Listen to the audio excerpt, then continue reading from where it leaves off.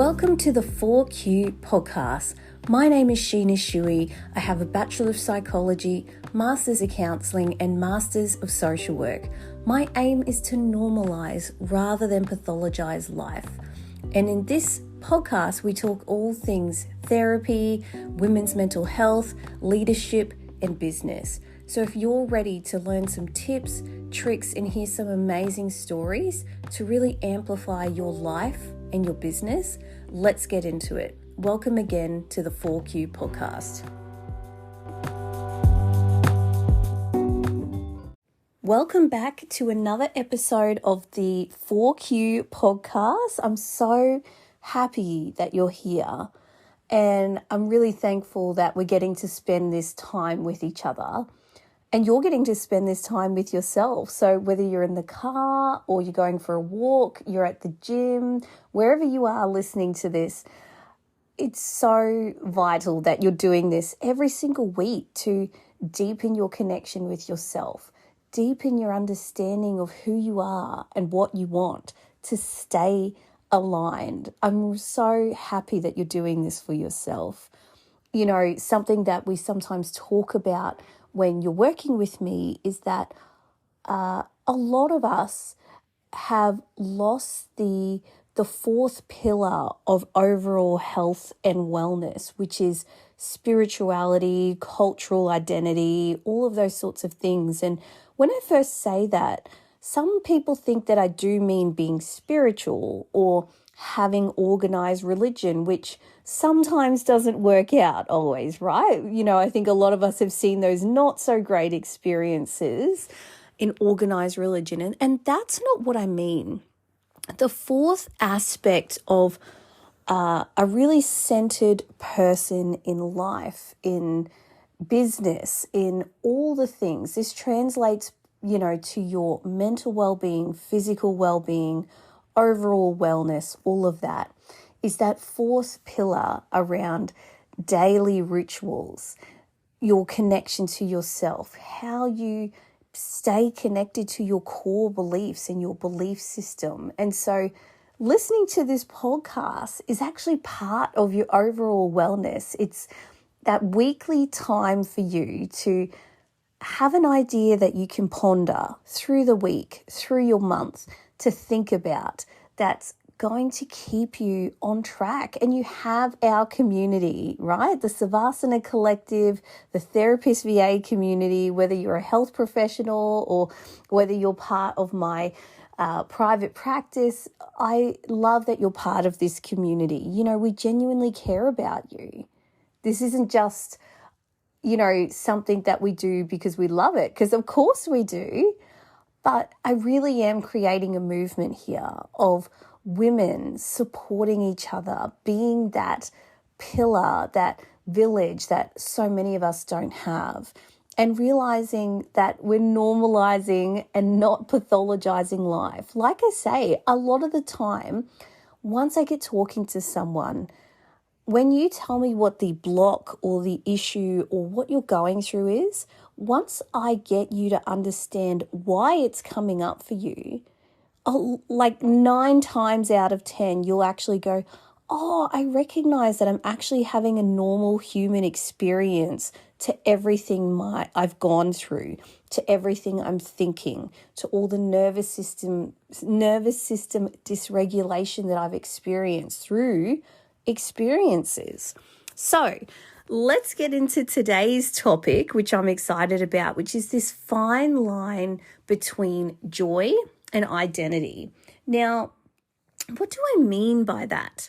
So a lot of the time it's interesting. I get to meet people from all walks of life because I do business coaching as well as, coaching and therapy and all the things. And excuse me, something that comes up a lot is people will introduce themselves to me and really be invested in parts of their identity, whether it's motherhood, their business, their career, being a wife. And a lot of the time, they don't realize that's what it is. And you can tell this almost sometimes when you see people's Instagram profiles following you, their little bio, what do they introduce themselves as? Wife, mother, this, wife, mother, that. Or, I might say I'm a wife, a mum, and a nurse, or I'm soccer mum. Your identities, right?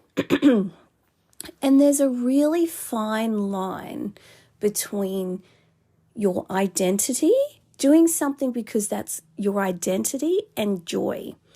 Now, we need to be really careful in this line because, don't get me wrong, these roles play a big part of who we are. So being a mum absolutely changes you and it defines you for sure. Being a business owner and your business, that is part of your legacy. It's who you are. It's reflective of you. But it isn't all of you. And sometimes when people get really caught up in their identity of, for example, I've always wanted to be a wife, like they very much identify with, I'm a wife, I'm a wife, I'm a wife, I'm a wife, or I'm a Christian wife, whatever it might be.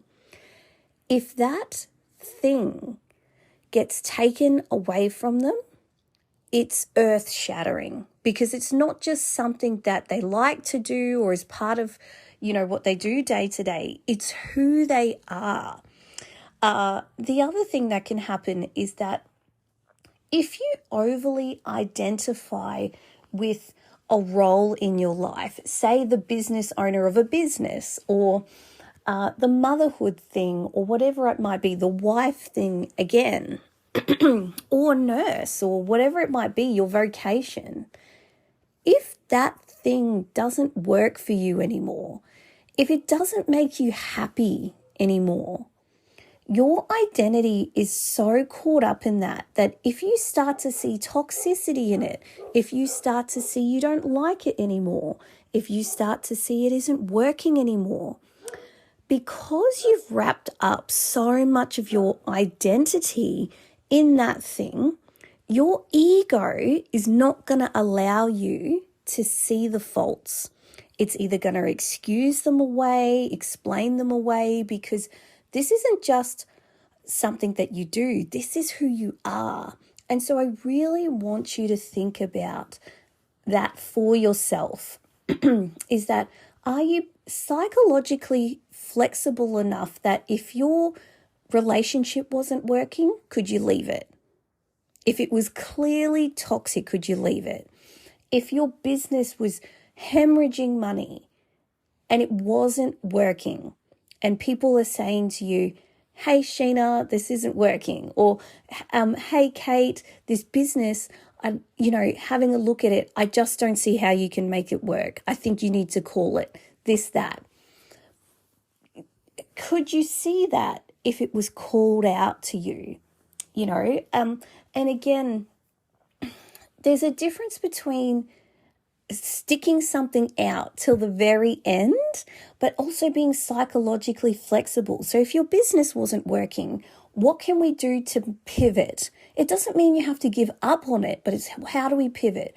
Or if the relationship's getting really ugly or toxic, but you love being a wife, have you gone and taken the steps to be psychologically flexible enough to say, hey, this isn't working, I'm not happy, we need to change, otherwise I'm leaving.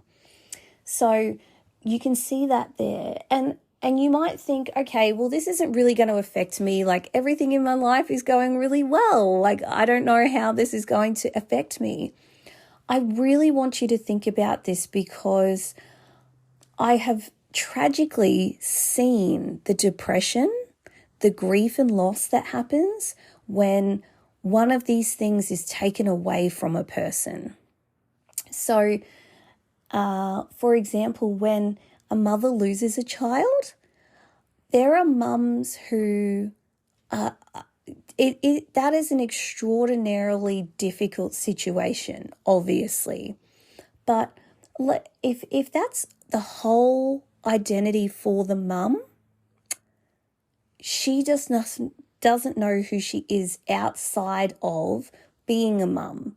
And that doesn't include just losing the child, but if the child moves out, if the child tries to get friends, get a girlfriend, all of that, their whole world is thrown apart. We also see this in developmental psychology. We can predict that this happens when people retire.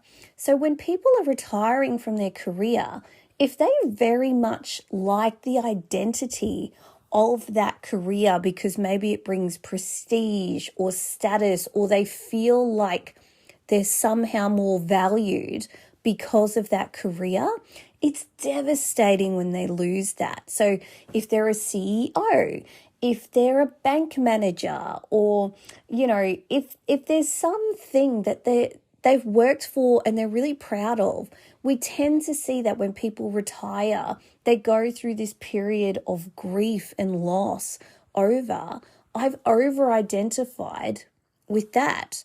And so you may be wondering, all right, Sheena, well, I've got all these roles in my life: mum, wife, girlfriend, soccer mum, footy lover, whatever it is, business owner, entrepreneur, all of these things. If that's not my identity, what is? So your identity is who you are when nobody is around. It's also how you interact with people. So again, I know you would have heard this before from me, but it is those core values. It's that legacy of how would people describe your being? So you can be a wife, a business owner, a mum, an entrepreneur. Those are things you do. But who you are, if I was to describe, let's say we call this person Kate again, Kate is just an adventurer. She's so joyful. She brings this radiating energy to the room, and she's always there for people that she loves and cares about. That's what makes her her. Now, that person, you see that in how she runs her business, in how she parents, how she is a mum, how she is a wife, how she is an entrepreneur. She is always there for her staff, all of those things. So you can sort of see that your identity is your energy, the way that you are, the being that you are, the way you hold yourself, your intentions. How do you serve humanity? Right? What is your bigger vision and your bigger picture for all of this? For me, I want to create a more joyful universe for myself and my children. And so if I can bring more people joy, they're going to be happier, which means the world's going to be happier, which means my children and I are going to live in a more loving, caring, and joyful universe. And so when I'm working with a lot of business owners and entrepreneurs to remove limiting blocks and to create strategy so they can live their best life and earn good income and be really happy, that's what it's about. And the way that I do that is through my core values. And so I just really want you to think about that, because if your identity is super caught up in those roles, you're in a very vulnerable position. If A, they aren't working, so if the business isn't working, the relationship isn't working, the whatever it else isn't working, you won't see it, and you'll probably defend against toxic traits rather than seeing it. So you're not psychologically flexible. That's one part. The second part is if it gets taken away from you, you don't know who you are. Again, coming back to that spiritual place thing that we said at the start, that spiritual, cultural, meaning-making part of wellness, you need to know every single day, how do you show up? What are the rituals that you have that make you you? Regardless of these roles, you bring them to the roles, but it's not the role itself that makes you you. So if you want to go a step further with this, what I would recommend is write down on one side of a piece of paper all the roles that you have in everyday life. So and all the things that you do. So I go to the gym, I'm a mum, I'm a sister, I'm an auntie, I'm a friend, I'm all of those things. Those are your roles. And then again, on the other side, write down your core values, which if you don't know them, I've got the core values exercise inside my free resource library on the website. So you can access all my core values resource cards for free. And if you don't know how to do the core values exercise, you can go back through this podcast and have a look at ones that say core values, but it also has instructions there. So make sure you know your core values and the 3 rules that you have for each core value. So if integrity is your core value, what does integrity look like day to day in relationships and all of that? So you've got your core values and your rules on one side, for each core value, your standards that you hold yourself to, nobody else's business, and your roles. And I really want you to journal, think about, even as you're walking or driving right now, thinking about, how do I show up in each of those different roles with those core values? Because sometimes you'll catch yourself and you'll actually say, you know what? I'm actually not bringing all of myself to my auntie role or my friendship role or my business owner role, whatever it might be. Or what are you seeing is different in each of these areas? What's your energy like with your friends versus when you're in the entrepreneurial role? Because that can be really hard, feeling like I don't want to be seen with the people I love in this role that I play when I'm being the business owner. That can often be a block that's holding you back from the next level, is this fear of being seen. So all of those things, it brings up a lot of questions, which of course is so good to hash out with the therapist. And so if you've been living under a rock or you haven't seen already, I'm launching the Clarity Code membership, and I'd love you to be part of that membership where you can ask these questions. If you listen to this podcast and you want to go a bit deeper, you can do a deep dive with us. So I'm going to click on that so you can join the wait list for the next intake of that one. And I'll put in the show notes about the free resource library where you can get your core values list as well. But I hope that makes sense. If you love this episode or something clicked for you, please connect with me on Instagram or TikTok, Sheena Holistic Therapist or Therapist VA. And I will see you in the next episode of the 4Q podcast. Bye for now.